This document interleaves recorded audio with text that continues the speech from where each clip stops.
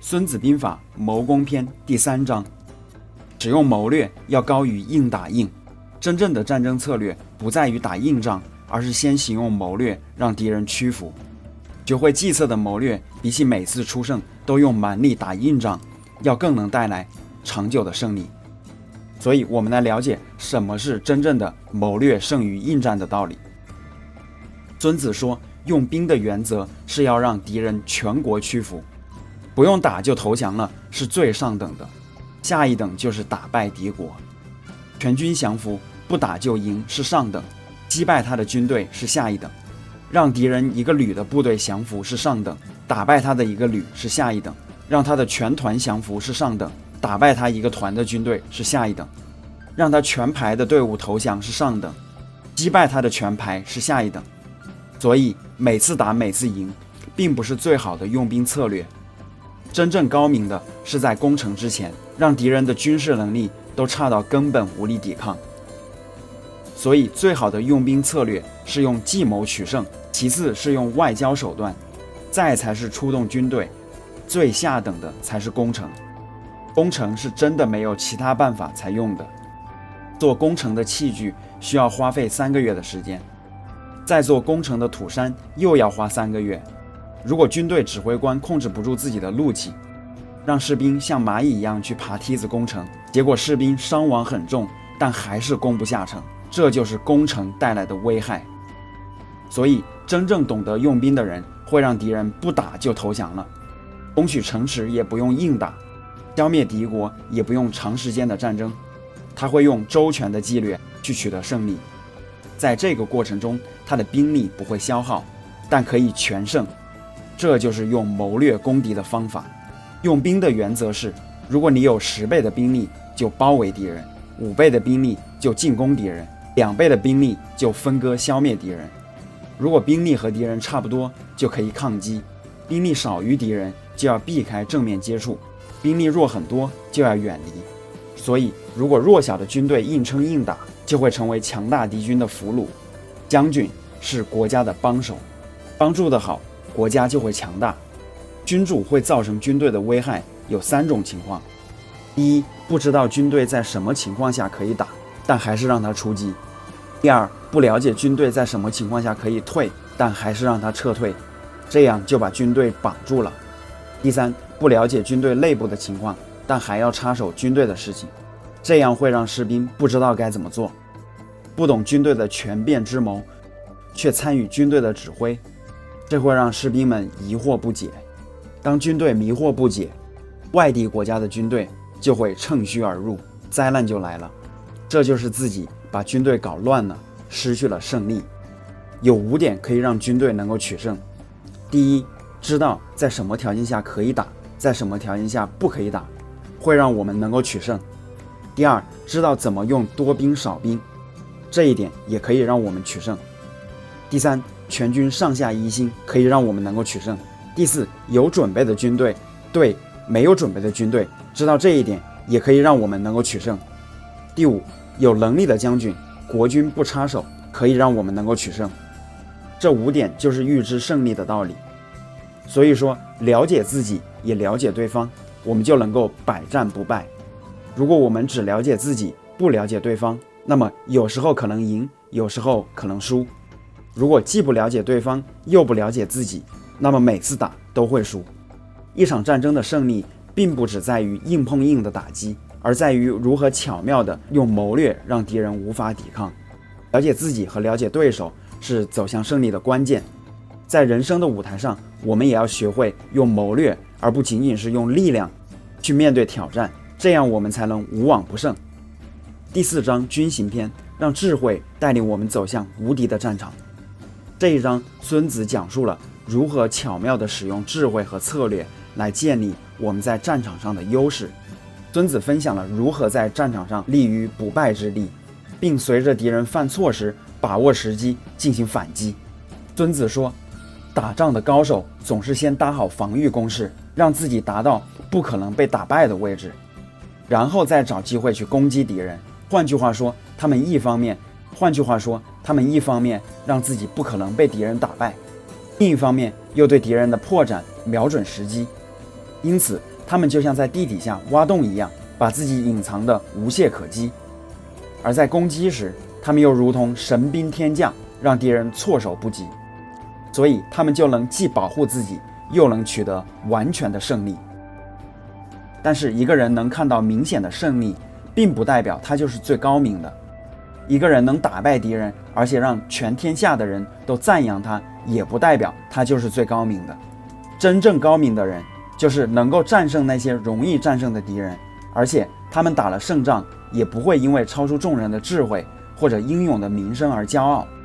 他们之所以能够确保每一次战争的胜利，那是因为他们的行动是建立在必胜的基础上，而且他们战胜的敌人往往都已经失去了气势，所以他们就像是先做足了准备，然后再去和敌人交战，而不是盲目的去战斗，希望能从困苦的战争中侥幸取得胜利。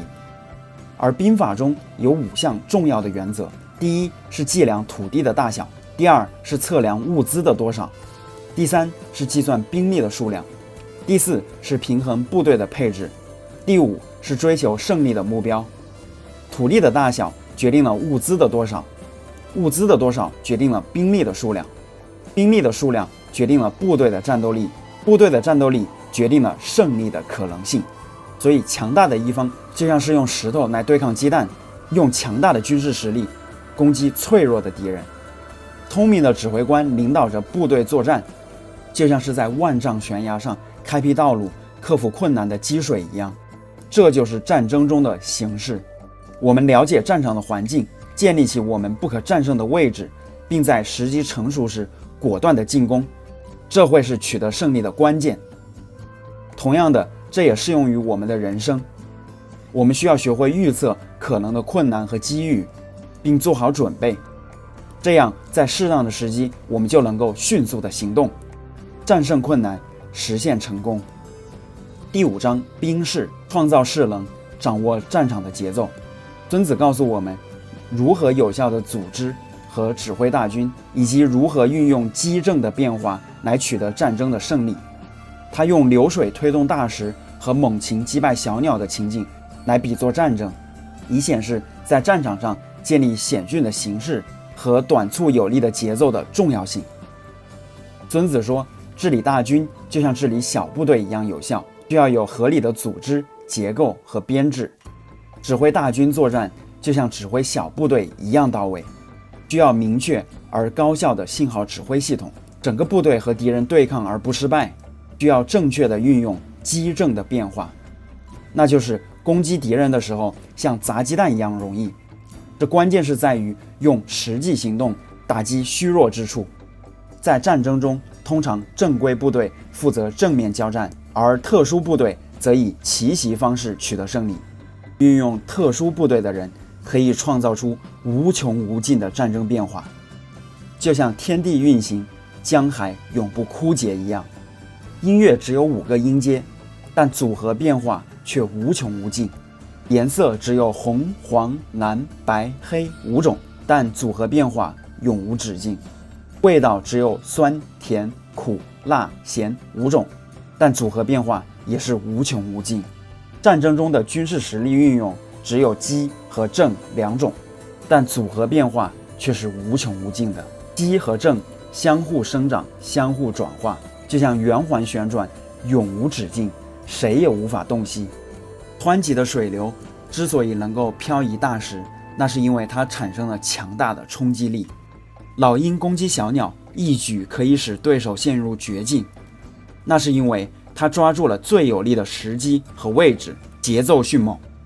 因此，善于作战的指挥官创造的态势是陡峭而险峻的，进攻的节奏是短促而有力的，像满弓待发的箭一样威力潜藏，像搏动的鲁机一样突然。旌旗飞扬，士兵整齐列阵，双方混战，战场上的形势千变万化，但我们的指挥、组织和阵型要井井有条。这样即使形势混乱不堪，胜利仍然会处于我们的掌握之中。当一方混乱时，那是因为另一方的组织更加严密；当一方胆怯时，那是因为另一方更加勇敢；当一方弱小时，是因为另一方更加强大。军队能不能治理有序，取决于组织和编制；士兵够不够勇敢，取决于部队所营造的态势和声势；军队够不够强大，取决于部队日常训练所培养的内在实力。所以，善于战争的人追求的是创造有力的势能，而不是苛求士兵。因此，他们能够选择人才来适应，并利用已形成的势。有才能的指挥官所创造的势，就像木头和石头转动一样。木头和石头在平坦的地面上静止不动，而在陡峭的斜坡上滚动。方形容易静止，圆形容易滚动。有才能的将领所创造的势，就像把原石从极高极陡的山上滚下来一样，势不可挡。这就是所谓的势。湍急的流水与猛禽攻击的节奏，展现了战争中的力量与势能。有才能的指挥官懂得创造险峻的态势，以及短促有力的进攻节奏。他们的组织与指挥井井有条，而部队的治理也井井有条。在战场上，混乱与怯懦会让我们变得更加脆弱，而勇敢与强大就会让我们获得胜利。军队的组织编制、士兵的勇气与部队的实力决定了战争的结果。所以在我们面对生活的困难与挑战时，需要创造强大的内在实力和积极的态势。只有通过良好的准备、有序的思维和勇敢的行动，我们才能够在人生的挑战上获得胜利。善于把握力量和节奏的智者，能够在变幻莫测的情况下把握时机，展现自己的才华，从而胜利克服人生的挑战。好，第6章虚实篇，我会在近期加班加点的更新，非常感谢您的观看，订阅支持我一下吧，让我们幸福喜悦吧。因为我们如今正在经历的疯狂，实际上是一种幻象，它逼着越来越多的人觉醒。可是呢，我们也要同情那些没法觉醒的人，因为世间的种种现象啊，造成了我们个体与灵魂的分离。我们会在螺旋上升的水晶上继续我们意识的进化。我们正在获得内心的勇气，将自己交给了灵魂，迈向了完全未知的领域。我是谁？我来到这个世界上究竟要做什么？